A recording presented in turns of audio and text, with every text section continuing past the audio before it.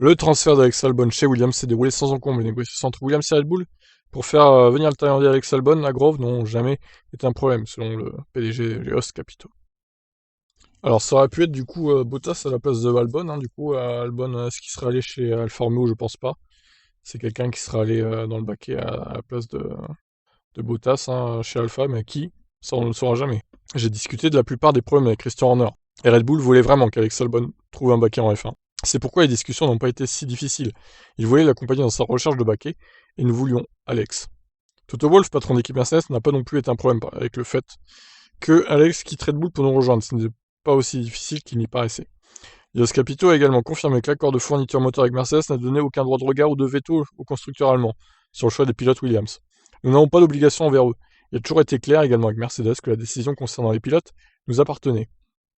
Nous choisissons les pilotes qui conviennent le mieux à l'équipe.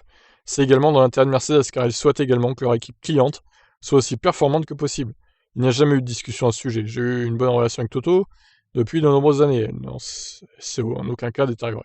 Alors, selon les dernières rumeurs, bon, ils ont libéré Albon de son contrat chez Red Bull. Par contre, ils ont une option sur lui en 2023, donc attention, ils pourraient très bien le reprendre. Bon, alors, vous me direz, il pourrait le reprendre par exemple s'il fait une très bonne saison chez Williams, et si Tsunoda foire complètement sa saison 2022, il pourrait dégager Tsunoda et reprendre Albon du coup.